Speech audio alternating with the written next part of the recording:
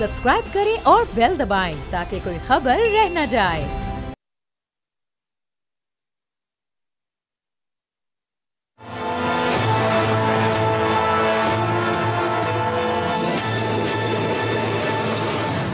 अस्सलाम वालेकुम, मैं बाब जहांगीर। आप देख रहे हैं प्रोग्राम तज्जिया। मईशत ने मैक्रो इकनॉमिक इस्तेहकाम हासिल कर लिया है जो मुल्क की GDP की तरक्की के लिए अहम बुनियाद है। इन्फ्लेशन और इंटरेस्ट रेट में कमी हुकूमत की मुस्बत पॉलिसीज़ का नतीजा है। माशी माहिरीन का भी ये मानना है कि मईशत के लिए बहुत कुछ करना होगा। माशी इस्तेहकाम का बुनियादी चैलेंज आम आदमी की क़ुव्वत ख़रीद में इजाफा है। प्रोडक्शन सेक्टर की बेहतरी और एक्सपोर्ट में इजाफा भी पायदार माशी इस्तेहकाम के लिए ज़रूरी है। एक्सपोर्ट में नुमाया सेक्टर्स की अगर हम बात करें तो IT और एग्रीकल्चर सेक्टर में ग्रोथ हुई है। रवां माली साल के पहले 5 माह के दौरान IT एक्सपोर्ट में 32% से ज़्यादा का इजाफा हुआ है, जबकि एग्रीकल्चर में चावल की एक्सपोर्ट में 35.4%, फलों और सब्जियों में 12% और चीनी की एक्सपोर्ट में 834% इजाफा रिकॉर्ड किया गया है। हुकूमत ने मुल्क की मईशत को लॉन्ग टर्म स्टेबल करने के लिए उड़ान पाकिस्तान ट्रांसफॉर्मेशन प्लान तैयार कर लिया है। 2029 तक मुल्क की एक्सपोर्ट्स को $60 अरब तक बढ़ाने का हदफ मुकर्रर किया गया है। मुल्क की GDP की शरह 9.8%, जबकि लिटरेसी रेट 70% तक बढ़ाने के लिए और गुर्बत में 13% तक कमी लाने के लिए ट्रांसफॉर्मेशन प्लान तरतीब दिया गया है। वर्ल्ड बैंक की एक रिपोर्ट के मुताबिक रवां माली साल पाकिस्तान की GDP ग्रोथ का तखमीना 2.8% तक रहने का इम्कान है, जबकि एशियाई तरक्याती बैंक ने फिस्कल ईयर 2025 के लिए पाकिस्तान की GDP 3% तक रहने की पेशगोई की है। लिटरेसी रेट को 70% तक बढ़ाना और गुर्बत की शरह को 13% तक कम करना इस मंसूबे का अहम तरीन हिस्सा है। इस मंसूबे के तहत 5 E's फ्रेमवर्क, जिसमें इंफ्रास्ट्रक्चर, इक्विटी, एथिक्स, एम्पावरमेंट और एनवायरनमेंट शामिल हैं, उड़ान पाकिस्तान प्लान के जरिए 5 E's की बेहतरी के लिए कोशिशें तेज की जाएंगी। 100 नए सॉफ्टवेयर टेक्नोलॉजी पार्क्स के क़याम के जरिए IT की एक्सपोर्ट्स को $5 बिलियन तक बढ़ाने का टारगेट रखा गया है। पाकिस्तान क्लाइमेट से मुतासरा ममालिक की फहरिस्त में टॉप 10 में है। उड़ान पाकिस्तान ट्रांसफॉर्मेशन प्लान में हुकूमत ने ग्रीन हाउस गैसेस के अखराज को 50% तक कम करने का बड़ा हदफ मुकर्रर किया है। गर्दिशी कर्जों का मुल्की मईशत पर बहुत बड़ा बोझ है। हुकूमती कर्जों में मजमूई तौर पर 3,919 अरब रुपए का इजाफा हो गया है। आदाद-ओ-शुमार के मुताबिक हुकूमती कर्जा 69,114 अरब रुपए तक पहुंच गया है और अगले 5 सालों के दौरान पाकिस्तान को बैरूनी कर्जों की मद में तकरीबन $70 बिलियन की अदायगी करनी है। अब इस प्लान को कल एक बड़ी तकरीब में अनाउंस करने जा रहे हैं और आज से तकरीबन 20 रोज़ पहले 11 दिसंबर को अपने इसी प्रोग्राम तज्जिया में हमने इस प्रोग्राम की तमाम तफसीलात आपके सामने रखी थी। उसकी एक झलक भी मुलाहिजा कीजिएगा। वज़ीर आज़म शहबाज शरीफ ने उड़ान Pakistan national economic transformation plan 2024-2029 की मंजूरी दे दी है। इस प्लान का बुनियादी हदफ पाकिस्तान की मईशत को उसके मौजूदा हजम यानी $374 बिलियन से बढ़ाकर 2035 तक $1 ट्रिलियन तक पहुंचाना है। इस ट्रांसफॉर्मेशन प्लान के मुताबिक सालाना इकोनॉमिक ग्रोथ को 9.8% तक बढ़ाना है। लिटरेसी रेट को 10% से बढ़ाकर 70% तक पहुंचाने का टारगेट रखा गया है और गुर्बत में 13% तक कमी भी इस मंसूबे का हिस्सा है। 2029 तक एक्सपोर्ट्स को $60 बिलियन करने का हदफ भी प्राइम मिनिस्टर ने रखा हुआ है, जिसका वो कई बार कई मौक़ों पर इजहार भी कर चुके हैं। और IT की एक्सपोर्ट्स में सालाना $5 बिलियन का इजाफा भी पाकिस्तान के इस ट्रांसफॉर्मेशन प्लान में शामिल है। तो ये आदाद-ओ-शुमार इस वक्त सुनने में तो बहुत ही ज़बरदस्त लग रहे हैं और अगले 5 से 10 साल तक अगर हुकूमत इन खतूत पर काम करती है और इस रास्ते पर चलती है, मईशत दुरुस्त ट्रैक पर अगर जाती है, तो पाकिस्तान कहाँ तक पहुँच सकता है और कितना काबिल अमल ये ट्रांसफॉर्मेशन प्लान इस वक्त नज़र आ रहा है। हम गुफ्तगू करेंगे। साबिक वज़ीर ख़जाना सलमान शाह साहब हमारे साथ मौजूद हैं। सलमान साहब, बहुत शुक्रिया सर प्रोग्राम के लिए, आपने वक्त निकाला। अब ये 9.8 तक की ग्रोथ रेट और फिर जो गुर्बत में कमी है उसको किस तरह से हुकूमत पूरा करेगी, फिर ये 70% तक जो एक ख्वानदगी की शरह है, जो तालीम की शरह को बढ़ाना है, वो किस तरह से ये चैलेंज के तौर पर पूरा होगा, फिर जो ओवरऑल इस वक्त हमारे मुल्क की इकॉनमी है उसको $1 ट्रिलियन तक ले जाना कितना बड़ा चैलेंज होगा। आपको ये काबिल अमल प्लान नज़र आ रहा है? देखिए, सबसे बड़ी बात यह है कि हमें कुछ ना कुछ तो अपने टारगेट्स रखने चाहिए ना, जो कि हो सकता है मुश्किल हो, लेकिन अगर वो आप अचीव करेंगे तो उससे बड़ा फ़र्क पड़ेगा। पाकिस्तान का प्रॉब्लम ही ये है कि हमने कभी भी पाकिस्तान के पोटेंशियल को अचीव करने के लिए कोई हमने विज़न नहीं दी।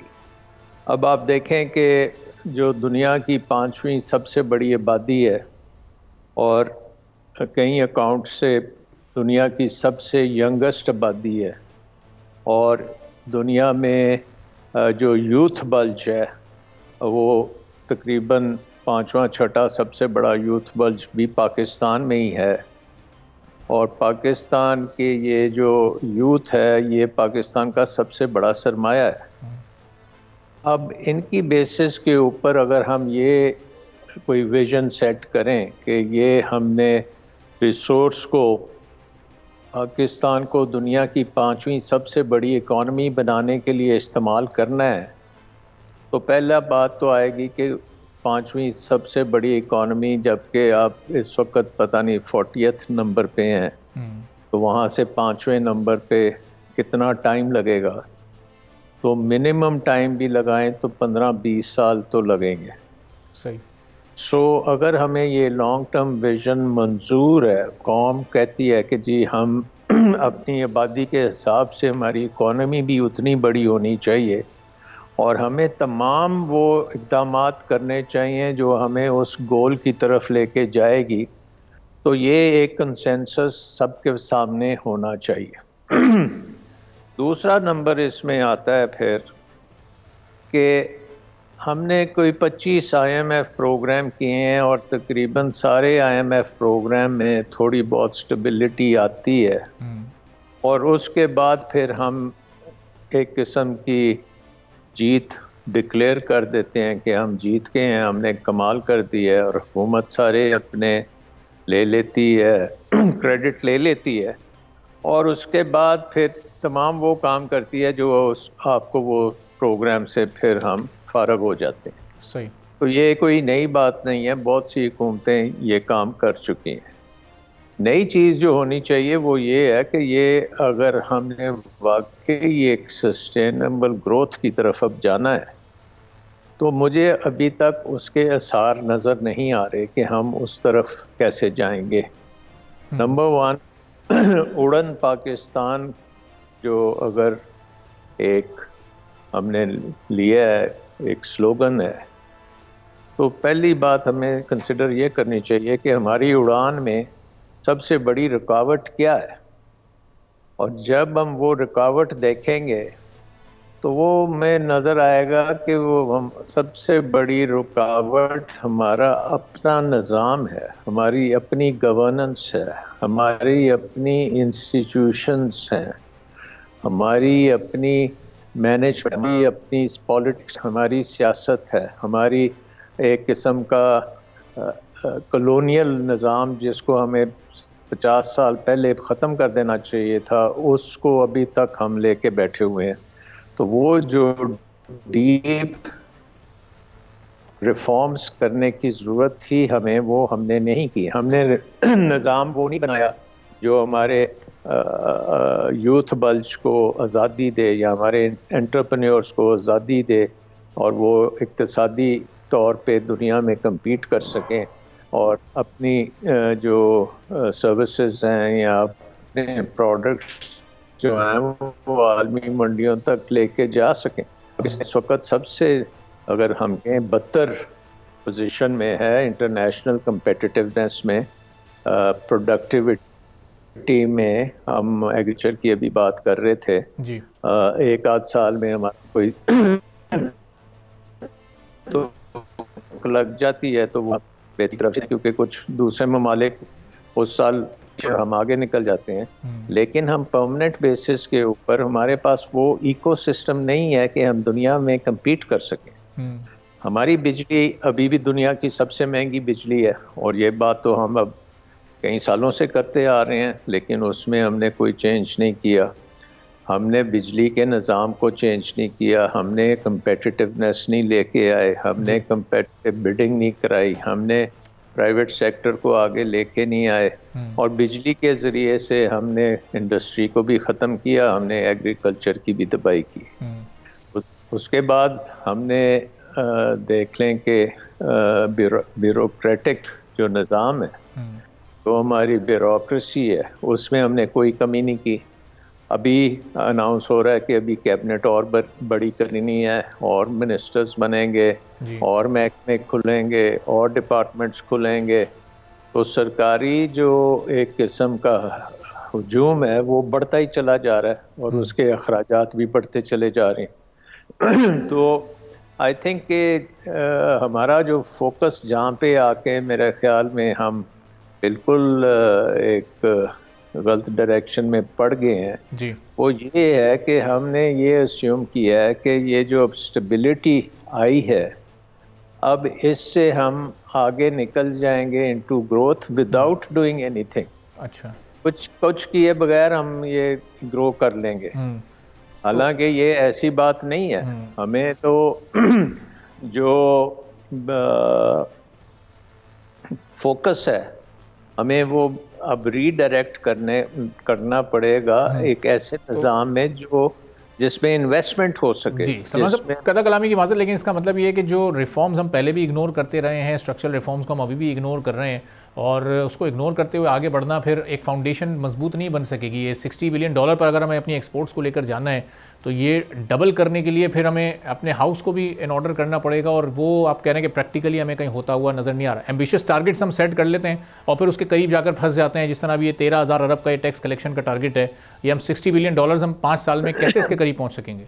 जी, इसमें जो खामी मुझे नज़र आ रही है ना वो ये है कि हम अभी भी समझते हैं कि अगर हम टैक्स टू जीडीपी रेशियो को बढ़ा देंगे 9-10% से 13.5% कर देंगे तो सारे मसले हल हो जाएंगे।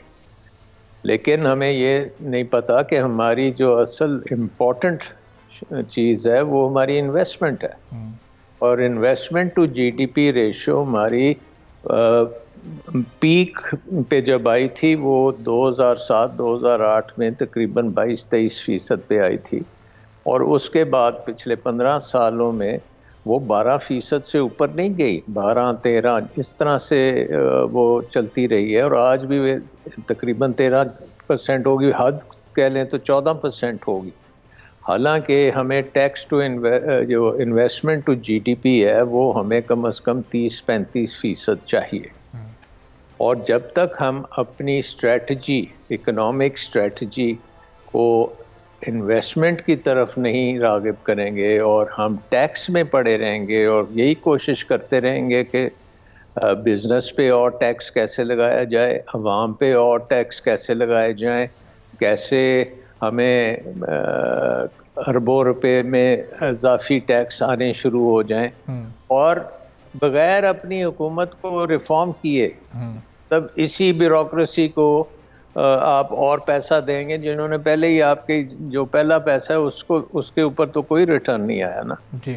सो बेसिकली अप्रोच जो है वो टैक्स ओरिएंटेड अप्रोच है जो पहले 20-22 प्रोग्राम्स में IMF के प्रोग्राम्स में हो चुकी है, और आपको फोकस चाहिए इन्वेस्टमेंट की तरफ। और इसमें भी सलमान साहब ये लोकल इन्वेस्टमेंट पर आप ज़्यादा जोर दे रहे हैं या फिर आप फॉरेन डायरेक्ट इन्वेस्टमेंट की बात कर रहे हैं कि एक्सपोर्ट ओरिएंटेड वो इन्वेस्टमेंट हो जिससे हमारी एक्सपोर्ट्स भी बढ़ सकें?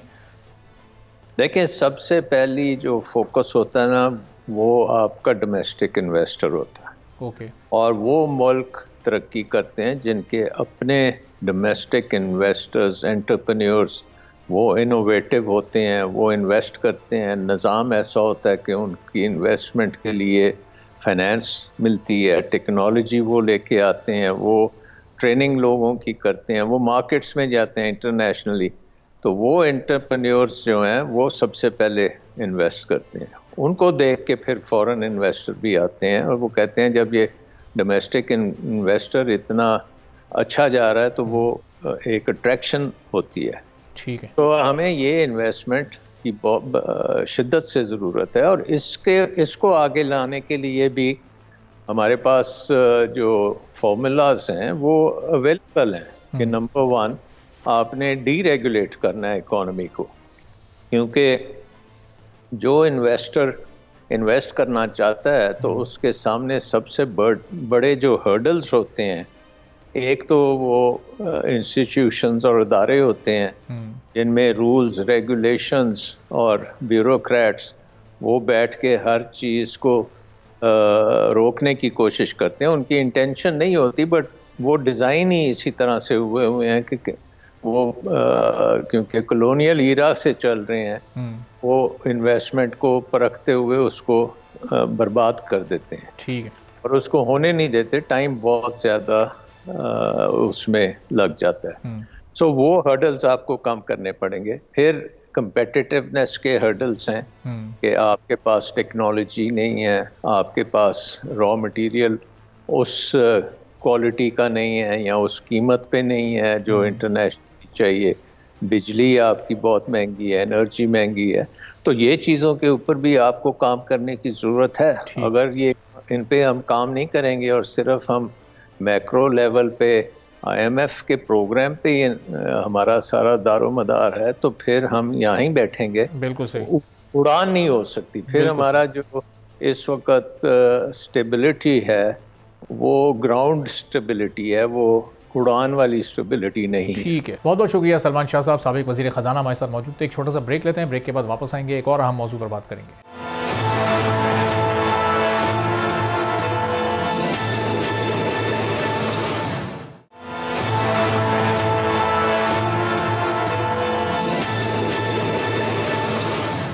एक बार फिर आपको प्रोग्राम में खुशामदीद कहेंगे। पाकिस्तान के एग्रीकल्चर सेक्टर का मुल्की मईशत और मुल्की तरक्की में हमेशा से बड़ा ही अहम किरदार रहा है। पाकिस्तान का कुल रकबा 79.6 मिलियन एकड़ है, जिसमें से 23.7 मिलियन एग्रीकल्चर लैंड है, जो कुल रकबे का 28% से ज़ायद बनता है। इसमें से भी 8 मिलियन एकड़ रकबा ज़ेर काश ना होने के बाइस बेकार ही पड़ा हुआ है। गुज़िश्ता माली साल यानी 2023-24 में पाकिस्तान की एग्रीकल्चर इकॉनमी को क्लाइमेट चेंज के नतीजे में होने वाली शदीद मानसून और बारिशों की वजह से अरबों रुपए का नुकसान उठाना पड़ा था। काश्तकारों को रवा माली साल में गंदम की फसल की कम बुआई का मंसूबा बना रहे हैं, क्योंकि उन्हें खदशा है कि इस साल भी उनकी फसलें तबाह ना हो जाएं और फिर से अरबों का नुकसान ना उठाना पड़े। माहिरीन के मुताबिक पाकिस्तान की 5 बड़ी फसलों में से गंदम और कपास की फसलें इस साल बेहतर मिकदार में ना हो सकें, जिसकी तवक्को की जा रही थी, जिसकी वजह से पाकिस्तान को बड़े पैमाने पर इम्पोर्ट पर इन्हिसार करना पड़ेगा और मुल्की फॉरेन एक्सचेंज रिजर्व मुतासर होंगे। एक ताज़ा तरीन रिपोर्ट के मुताबिक सीजन के पहले 2 महीनों में अजनास की पैदावार में 60% कमी की निशानदही की गई है। काश्तकार अपनी गंदम की 10 से 20% ज़मीन को तब्दील करके आने वाले सीजन में ज़्यादा मुनाफा बख्श तिल की फसल काश्त करेंगे। सितंबर के आगाज़ में सिंध में होने वाली शदीद मानसून बारिशों की वजह से फसलों को बड़े पैमाने पर नुकसान पहुंचा है, जिसके नतीजे में सूबे के किसानों को 86.86 बिलियन रुपए का नुकसान हुआ। 5,41,000 एकड़ से जायद फसलें मुकम्मल तौर पर तबाह हुई। खास तौर पर 2,93,000 एकड़ से जायद कपास की फसल बुरी तरह मुतासिर हुई।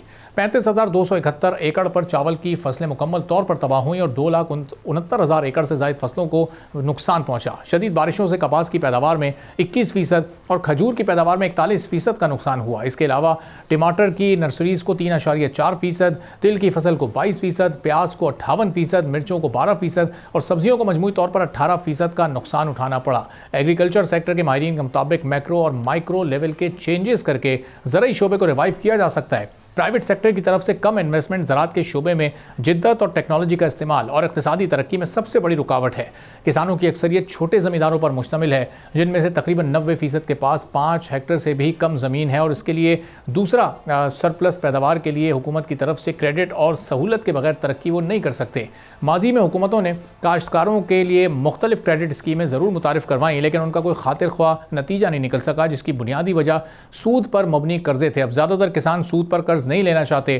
किसान इस वक्त बैंक्स की तरफ देख रहे हैं। माहिरीन के मुताबिक किसानों को पैदावार बढ़ाने के लिए आसान कर्जों की ज़रूरत है, जिसमें बैंक्स का बड़ा ही अहम किरदार है। अगर मुल्की बैंक्स ज़राअत को फ़रोग़ देने के लिए किसानों की मदद करें तो एग्रीकल्चर सेक्टर मुल्की मईशत पर बढ़ते बोझ को किस हद तक कम कर सकता है, ये सवाल हम रखेंगे। मैं साहब के सामने जो सदर सिंध आबादगार बोर्ड के हमारे साथ मौजूद हैं। तो महमूद साहब, ये बड़ा ही सख्त ज़ाहिर अहम मौजू है और एग्रीकल्चर जो कि हमारे मुल्क में एक बैकबोन की हैसियत रखती है इकॉनमी में, अब ये उसके जो मसाइल हैं इनको कैसे और किस तरह से कम किया जा सकता है, बैंक्स का इसमें कितना बड़ा और प्राइवेट सेक्टर का कितना अहम रोल है, और फिर थोड़ा सा हम ज़रा इसमें जिद्दत और इनोवेशन की भी बात करते हैं आगे चलकर।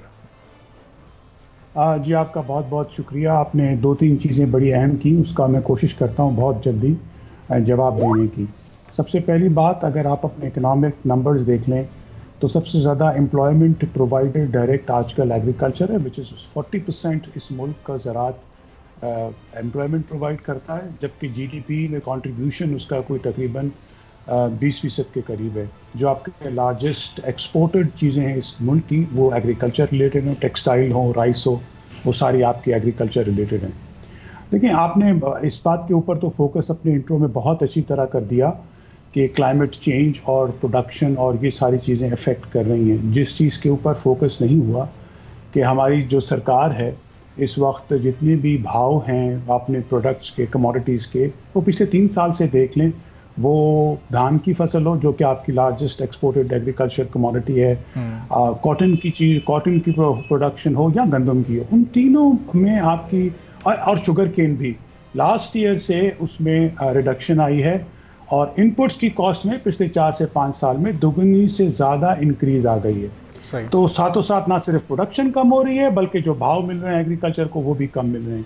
आपने बहुत दुरुस्त फरमाया कि while we are 21% of the agriculture, लेकिन जो फॉर्मल क्रेडिट में हमारा हिस्सा है वो सिर्फ 4.5% है जितना हमें फॉर्मल क्रेडिट दिया जाता है। आप तो बिला सूद कर्जे की बात कर रहे हैं, मैं तो आपको ये गुजारिश कर रहा हूं कि सूद के ऊपर भी कर्जा इस वक्त ज़राअत को नहीं मिल रहा। अच्छा, ज़रूरत किस चीज़ की है? देखें, मैं तो नहीं कह रहा, आपके मिनिस्टर ऑफ फाइनेंस कह रहे हैं, सारे जो पढ़े लिखे लोग हैं इस मुल्क के कह रहे हैं कि ज़राअत ही वो चीज़ है जो बहुत ज़्यादा मुल्क को मसले से भी निकाल सकती है और एक इकॉनमी का अगर अब हम ये समझ लें और कह लें कि एक बहुत अहम हिस्सा है। आपके मिनिस्टर ऑफ फाइनेंस ने वाशिंगटन में जाके कहा कि आपकी GDP growth rate last time year जो आई थी वो एग्रीकल्चर की वजह से आई थी। अब जब आप कह रहे हैं कि ये डीरेगुलेशन कर रहे हैं हम, लेकिन डीरेगुलेशन टू एन एक्सटेंट के फार्मर से कोई चीज़ नहीं खरीदेगा। जो ओपन मार्केट में आपके ज़ख़ीरा खोज अंदाज जो लोग हैं वो जो भी चीज़ करना चाहें जितने में भी खरीदें उनको आपने खोल के दे दिया और साथों साथ आपने एक्सपोर्ट भी बंद करके रखी और सपोर्ट प्राइस भी सब चीज़ों की ख़त्म कर दी। जब इस तरह से आप तीनों तरफ से एग्रीकल्चर को आप करेंगे तो होगा क्या? होगा ये कि जो इन्वेस्टमेंट जो ज़रूरत है आप बेहतर प्रोडक्टिविटी की तरफ जाने के लिए, जो टेक्नोलॉजी का आपने जिक्र किया, टेक्नोलॉजी का इस्तेमाल मैकेनाइजेशन करने के लिए, वो इन्वेस्टमेंट आएगी कहाँ से? हमें तो डर इस चीज़ का है कि इस साल के आप नंबर्स देखिएगा, आपने खुद फरमाए और आगे जाके देखिएगा कि आपके एग्रीकल्चर के नंबर्स पिछले साल से बहुत कॉन्ट्ररी होंगे और उसकी one of the reasons is कि it's becoming difficult until and unless आप बिजनेस को वायबल नहीं करेंगे तो वो वायबल नहीं रहेगा तो किस तरह से ज़राअत आगे चल सकती है।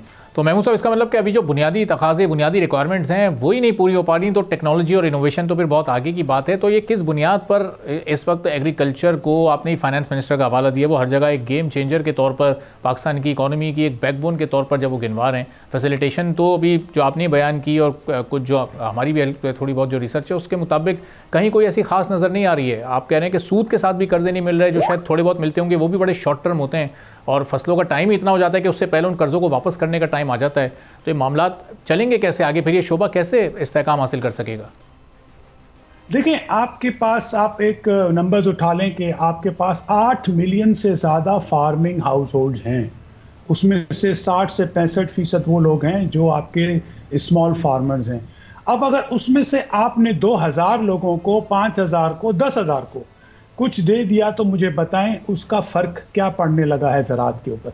ज़राअत के ऊपर तो फ़र्क तब पड़ेगा कि हमको ये नहीं कह रहे कि हमें चीज़ें फ्री में दें, लेकिन कम से कम मार्केट डायनेमिक्स पे तो चलने दें ना।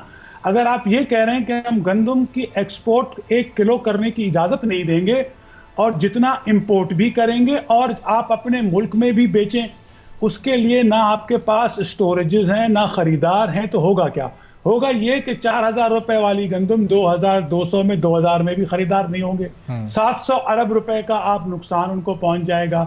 तो एक तो जरूरत इस चीज की है कि इसके ऊपर जो लोग हैं वो बैठें और समझें और समझा भी दें कि ये किस तरह से काम चलने लगा है, एक बात। दूसरा ये होगा कि आपके जो छोटा काश्तकार है जिसकी आपके सारे पॉलिटिकल मैनिफेस्टोज में लिखा गया है वो और मार्जिनलाइज होगा, वो अपनी जमीनें बेचने की कोशिश करेगा, वो और किसी और के हाथों जाके जमीनें आपकी फ्रेगमेंट हो जाएंगी और छोटा काश्तकार आपका इस मुल्क से और मुतवस्सित तबके का काश्तकार भी इस मुल्क से चला जाएगा।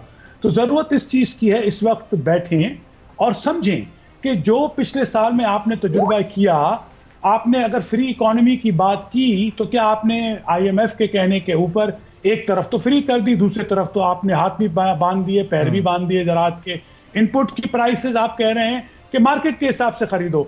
आपके पास यूरिया अपने मुल्क के रिसोर्सेज से होती है, वो पिछले 3 साल में 1700 से बढ़ के इस वक्त 4500 रुपए की मिल रही है। इंपोर्टेड चीजें तो वैसी महंगी हो रही हैं सारी की सारी, वो तो छोड़ दें, वो तो वैसी महंगी हो रही है। तो ये जब से ये चीजों में आपके पैसे नहीं खर्च होंगे, आप इन चीजों को देख के मार्केट डायनामिक्स को समझ के, और हमसे समझदार लोग हैं वो नहीं करेंगे तो नुकसान बहुत सारे गवर्नमेंट ओन्ड, जो गवर्नमेंट ओन्ड इस वक्त रिसर्च सेंटर्स हैं, तो ये मार्केट डायनामिक्स क्या उनके भी इल्म में नहीं है? गवर्नमेंट के सामने ये सजेशंस नहीं रखी जा रही जो ये इस वक्त की क्राइसिस इस सेक्टर में हमें नजर आ रहा है, इसको दूर करने के लिए?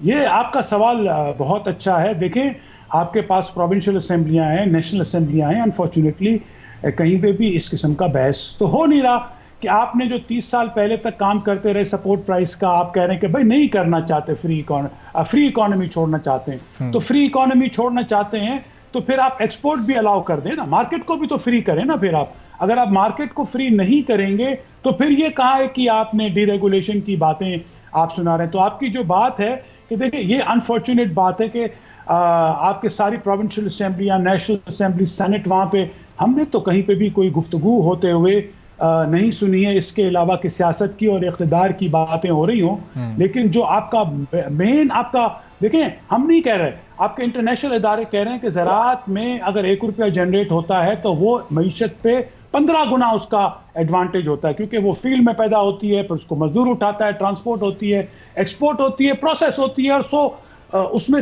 हर जगह पे वो जाके अपने पैसे एक्यूमुलेट कराती है। और अनफॉर्चुनेटली हम वो चीज़ें, हमारा उन चीज़ों के ऊपर कोई गौर व फिक्र ही नहीं है। और महमूद साहब, हम देखते हैं कि ज़ाहिर इंटरनेशनली दुनिया में जदीद टेक्नोलॉजी के इस्तेमाल से इसके ख़र्चे काफ़ी कम हो चुके हैं, और अनफॉर्चुनेटली हमारे यहाँ जो बेसिक नेसेसिटीज़ हैं, बुनियादी ज़रूरत ही इस वक्त इस फील्ड की नहीं पूरी हो पा रही। तो ये इनोवेशन कैसे हो सकती है, इसके क्या इम्पैक्ट्स होंगे? अगली किसी नशिस्त में इंशाल्लाह आपसे इस पर भी हम गुफ्तगू करेंगे। आज चूँकि कमी है, बहुत बहुत शुक्रिया। महमूद नवाज़ शाह साहब, सदर सिंध आबादकार बोर्ड के, हमारे साथ मौजूद थे। इसी के साथ नाज़रीन एक ब्रेक लेते हैं, ब्रेक के बाद वापस आएंगे और एक और अहम मौजू पर अगले सेगमेंट में बात करेंगे।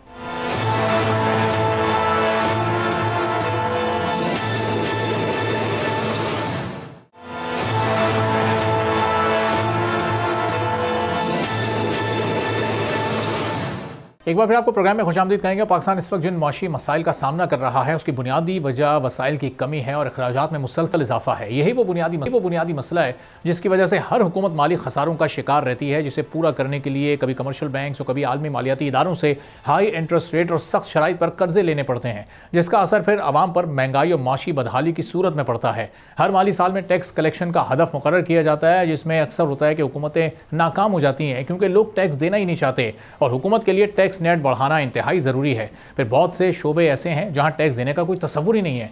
टैक्स नेट के ना बढ़ने में अनडॉक्यूमेंटेड इकॉनमी सबसे बड़ी रुकावट है, जिसकी वजह से मुसलसल हुकूमत नाकाम हो रही है। रवां साल के इब्तदाई 5 माह के दौरान 356 अरब रुपए का टैक्स खसारा अब तक रिकॉर्ड किया जा चुका है। जुलाई से नवंबर के लिए हुकूमत ने 4.64 हज़ार अरब रुपए का टैक्स हदफ मुकर्रर किया था, जिसमें से 4.28 हज़ार अरब रुपए का टैक्स जमा किया जा सका। सिर्फ नवंबर के महीने में 166 अरब रुपए का टैक्स खसारा सामने आया है। 13,000 अरब रुपए का टैक्स हदफ हासिल करने के लिए एफबीआर को टैक्स वसूलियों में 40% इजाफा करना होगा। आदाद शुमार के मुताबिक जुलाई से नवंबर के दौरान FBR sales tax, federal excise duty और कस्टम ड्यूटी से मुतालिक अपने अहदाफ हासिल नहीं कर सका है। हाल ही में हुकूमत की तरफ से मुतारिफ करवाई गई ताजिर दोस्त स्कीम की नाकामी भी टैक्स कलेक्शन में रुकावटों की एक वाज़ेह मिसाल है। हुकूमत के नंबर्स के मुताबिक मुल्क भर में कारोबार करने वाले 35 लाख ताजिरों में से सिर्फ 3 लाख बाकायदगी से टैक्स रिटर्न फाइल करते हैं। हुकूमत की तरफ से 1 अप्रैल को शुरू की गई ताजिर दोस्त स्कीम के तहत 32 लाख ताजिरों को टैक्स नेट में लाने का मंसूबा बनाया गया था, लेकिन एक माह में इस स्कीम के तहत 100 से भी कम ताजिरों ने रज़ाकाराना रजिस्ट्रेशन करवाई। जीडीपी में होलसेल और रिटेल सेक्टर का हिस्सा 18% का है। इसके बावजूद इस शोबे का रेवेन्यू में हिस्सा सिर्फ 4% से भी कम है। हुकूमत ने इस मुश्किल से मुकम्मल जान छुड़ाने के लिए नई टैक्स इस्लाहात के साथ 3 सालों में 13.5% टैक्स टू जीडीपी का हदफ मुकर्रर किया है। इस वक्त पाकिस्तान का टैक्स टू जीडीपी रेशो 9 से 10% पर मौजूद है। एफबीआर के चेयरमैन राशिद लंगड़ियाल साहब ये फरमाते हैं कि 62,000 रजिस्टर्ड इदारों में से सिर्फ 42,000 फाल तौर पर सेल्स टैक्स अदा करते हैं। 1,90,000 ऐसे लोग हैं जिनको टैक्स नेट में लाना चाहिए। इस्लाहात के बाद टैक्स टू जीडीपी का तनासुब 4 से 5 सालों में 13% तक पहुंच जाएगा, जिसके लिए सेल्स टैक्स, इनकम टैक्स और कस्टम ड्यूटी से इजाफी आमदनी हासिल की जाएगी। एफबीआर के नंबर्स के मुताबिक इस वक्त मुल्क में एक्टिव टैक्स पेयर्स की तादाद सिर्फ 48 लाख है। अब आप अंदाजा करें कि 25 करोड़ आबादी वाले मुल्क में महज 48 लाख लोग इनकम टैक्स अदा करते हैं। डॉक्यूमेंटेड इकॉनमी के मुताबिक 49 लाख लोग अभी भी टैक्स नेट से बाहर हैं। शुमाली यूरोप में स्कैंडिनेवियन ममालिक में टैक्स वसूली 50% से ज़ायद है। लोग बड़ी आसानी से टैक्स देते हैं। पाकिस्तान की टोटल इनकम में 20% के करीब ज़राई इनकम है, जिसमें टैक्स का हिस्सा 1% है। ट्रांसपोर्ट सेक्टर की इनकम 17% है, लेकिन टैक्स वसूली ज़्यादा से ज़्यादा 2 से 3% है। होलसेल और रिटेल सेक्टर की इनकम 17 से 18% है, लेकिन टैक्स में उनका हिस्सा सिर्फ 3 से 4% है। अब अगर सूरत हाल यही रही तो हुकूमत कैसे इस रमा माली साल का बड़ा टैक्स हदफ हासिल कर सकेगी, जो कि 13,000 अरब का एक एम्बिशन सेट किया गया है। अमायद इशफाक तोला साहब टैक्स एक्सपर्ट हैं, हमारे साथ मौजूद हैं, जरा उनसे जानेंगे कि अब इस टारगेट तक हुकूमत कैसे पहुंचेगी। हमारे साहब बहुत शुक्रिया प्रोग्राम के लिए, आपने वक्त निकाला। अब ये शॉर्टफॉल जो इस वक्त 5 महीने का है, ये किसी मिनी बजट की सूरत में पूरा किया जाएगा या कुछ मजीद टैक्सेस ऑलरेडी टैक्स पेयर्स पर ही आयद किए जाएंगे? इसका अब सोल्यूशन क्या है गवर्नमेंट के पास? जी, बिस्मिल्लाहिर्रहमानिर्रहीम, थैंक यू वेरी मच। देखें, बज़ाहिर तो यही लग रहा है कि शायद कोई मिनी बजट ही आ सकता है जिसके तहत ये शॉर्टफॉल जो है रिकवर करेंगे। लेकिन सर देखें, मेरे हिसाब से ये टारगेट जो है इट वाज वेरी एम्बिशियस। मैं फ्रॉम द डे वन मैं तो यही बोलता हुआ आ रहा हूँ कि ये अचीव नहीं हो पाएगा। शुरू में उस वक्त की जो इन्फ्लेशन की प्रोजेक्शंस थी उसके तहत भी मैं यही समझ रहा था कि कम से कम 300-350 से 450 अरब तक का टैक्स गैप है, जो कि शायद कुछ लोग बोल रहे थे कि एडमिनिस्ट्रेटिव मेजर्स के थ्रू जो है उसको ब्रिज कर दिया जाएगा। बट मैं उनसे उस वक्त भी इख्तिलाफ कर रहा था, आज भी इख्तिलाफ करता हूं कि जी एडमिनिस्ट्रेटिव मेजर्स के थ्रू आप इतना सब्सटैंशियल सम जो है वो रिकूप नहीं कर सकते। जहां तक सर बात हुई रिफॉर्म्स की, अभी आपने देखा होगा अब टैक्स लॉज अमेंडमेंट बिल जो है सेनेट से अप्रूव हुआ है। मुझे सर सिर्फ एक बात जाननी है कि किस तरीके से एक टैक्स फाइलर के आप इकोनॉमिक ट्रांजैक्शंस पे, खरीदो फरोख्त पे, चाहे वो इमूवेबल प्रॉपर्टी हो, चाहे वो गाड़ी हो, कुछ भी हो, आप किस तरीके से उस पर रिस्ट्रिक्शंस लगा सकते हैं कि 130% जो उसकी वेल्थ में था पिछले टैक्स ईयर में, वो सिर्फ 130% तक वो खरीद सकता है। मुझे सिर्फ इस बात का कोई समझा दे या जवाब दे दे कि किस तरीके से पॉसिबल है, किस तरीके से प्रैक्टिकल है। ये बिल्कुल ये रिफॉर्म्स तो है ही नहीं, ये तो we have taken 10 steps back. इसमें हम तो इस तरीके से शायद लेके चल रहे हैं कि शायद अब टैक्स फाइलर बनना शायद गुनाह बना दिया जा रहा है, बनिस्बत इसके कि उसमें इंसेंटिवाइज करना चाहिए टैक्स फाइलर को बनाना। तो लेकिन हमारे साहब अब ये इसका मतलब कि जो मोराल लोगों का डाउन होना चाहिए था, जो अट्रैक्शन लोगों को फील होनी चाहिए थी टैक्स पेयर बनने के लिए, वो आप कह रहे हैं कि वो बिल्कुल नज़र नहीं आ रही। तो ये इस वक्त जो नॉन टैक्स पेयर्स हैं या जो लोग अपने रिटर्न ही नहीं फाइल करते, डॉक्यूमेंटेड ही नहीं है, हम देख रहे हैं उन पर भी जो अनाउंसमेंट्स तो हो रही हैं, लेकिन कोई ऐसा ख़ास कोई रिफॉर्म या कोई एक्शन होता तो वहाँ भी नज़र नहीं आ रहा है। यानी 6-8 महीने से ज़्यादा इस वक्त ये हुकूमत टाइम अपना गुजार चुकी है। अब ये अमली तौर पर पॉजिटिव रिफॉर्म्स हमें कब तक होते नज़र आएंगे? सर देखें, अब ये जो ये बिल आया है जो अब सेनेट ने as per the media approve कर दिया है, नॉन फाइलर्स के तो चलें ठीक है, आप 1 साल के लिए रिस्ट्रिक्शन लगा सकते हैं या 2 साल के लिए कि जी आपने नॉन कंप्लायंस करी तो कानून रिस्ट्रिक्ट कर देगा कि जी एज अ पेनल्टी मेजर, ताकि आप दोबारा नॉन कंप्लायंस ना करें, आप एक सर्टेन परसेंटेज अपनी वेल्थ का जो है उससे ऊपर आप बाइंग नहीं कर सकते कोई भी एसेट की। लेकिन सर एक फाइलर जो है, अब मुझे एक बात बताएं, मैं थोड़ा सा टेक्निकल इसमें समझाना चाहूंगा, तो I would request please bear with मी।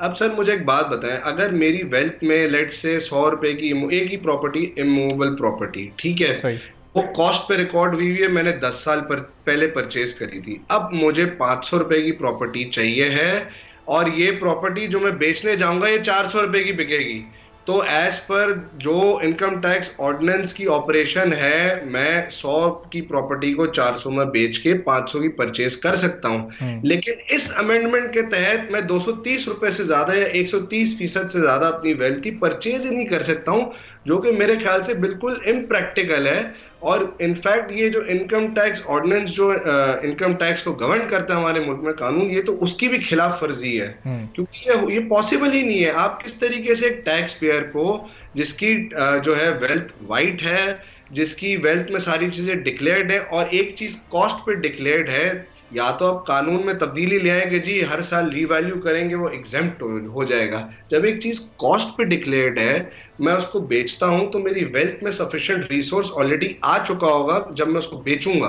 और सर दूसरी चीज ये कि अगर मैं नॉन फाइलर हूं और मैं फाइलर बनता हूं, तो अभी तक इसमें क्लैरिटी नहीं है कि क्या मैं हर ट्रांजैक्शन पे मुझे इनकम और एक्सपेंडिचर स्टेटमेंट फाइल करना पड़ेगा। अगर मैं इनएलिजिबल पर्सन हूं और मैं रिटर्न फाइल करता हूं टैक्स 24 का, अगर मुझे 25 में प्रॉपर्टी खरीदनी है, अगर मैं हर परचेज पे मुझे income and expenditure statement file करना है, तो सर हमारा कानून बोलता है सेल्फ असेसमेंट स्कीम है। सेल्फ असेसमेंट स्कीम तो फिर नहीं रही, तो ये तो आप कानून को फिर आप डायरेक्शन किसी और तरफ लेके जा रहे हैं। शायद मेरे ख्याल से ये थोड़ा सा मेरे इसको हम बोलते हैं लॉ में इररिकंसाइलेबल कॉन्फ्लिक्ट की तरफ हम जा रहे हैं कानून के अंदर, जो कि मेरे ख्याल से अच्छी बात नहीं है। ये अनसर्टेनिटी क्रिएट करने वाला है। ये ठीक है, तो इसका मतलब हमारे साहब ये जो टेक्निकल क्लैरिटी इस वक्त उसकी एक कमी की 2 मिसालें आपने दी हैं बिल में, तो ये उससे पहले टैक्स एक्सपर्ट जो हुकूमत के थिंक टैंक्स हैं उन्होंने यकीनी तौर पर इसको रिव्यू किया होगा, होमवर्क किया होगा, उसके बाद एक फाइनल डॉक्यूमेंट तैयार हुआ होगा। तो ये इतनी बड़े बड़े इबाम क्यों छोड़ दिए फिर इन कागजात में? सर देखिए, हमने तो अपनी कमेंट्री भी पब्लिश करी, उसमें सारे अभाम जो है हमने आइडेंटिफाई भी करके दी, इन दैट होप कि जी कुछ इसमें से जो भी टेक्निकल इम्प्रैक्टिकलिटीज हैं वो शायद वीड आउट हो जाए, शायद रिकंसाइल हो जाए। लेकिन अब सुनने में ही आ रहा है कि यूनानिमसली सेनेट ने भी अप्रूव कर दिया विदाउट एनी चेंजेस। तो मुझे अब लेट्स सी, मेरी ये आजिज राय है कि अगर ये लॉ जिस तरीके से मनवन है ये इम्प्लीमेंट हो जाता है, ये इनैक्ट हो जाता है, तो शायद ये हाई कोर्ट्स में चैलेंज होगा, क्योंकि मेरे ख्याल से इसमें कुछ ऐसी चीजें हैं, कुछ ऐसी शिकें हैं जो हमारे आइन में जो हमें फंडामेंटल राइट्स दिए गए हैं बिजनेस करने के, प्रॉपर्टी होल्ड करने के, प्रॉपर्टी बेचने के, बिजनेस करने के, एक आपका जो है एक जो एट पार जो हर सिटीजन को ट्रीट करना होता है, वो सारे जो फंडामेंटल राइट्स हैं शायद इस कानून में कुछ ऐसी शिकें हैं तो उसको वायलेट कर दी है। मेरी आजिज राय, हो सकता है अदालतें इससे मुख्तलिफ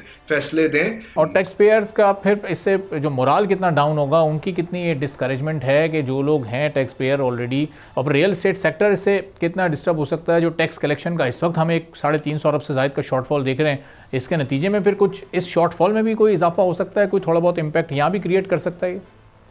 सर देखें, अभी आई थिंक आज 30 दिसंबर है, 27 दिसंबर को शायद एक्सप्रेस ट्रिब्यून की खबर थी कि 5.07 ट्रिलियन अभी तक जमा हुआ है और अगेंस्ट 6 ट्रिलियन। तो आप खुद अंदाजा लगा लें कितना बड़ा शॉर्टफॉल ऑलरेडी हो चुका है।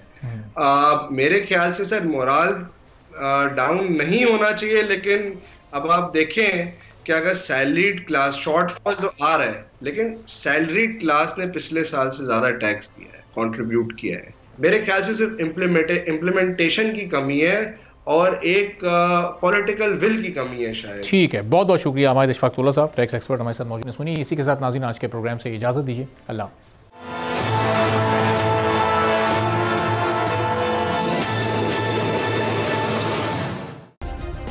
सब्सक्राइब करें और बेल दबाएं ताकि कोई खबर रह न जाए।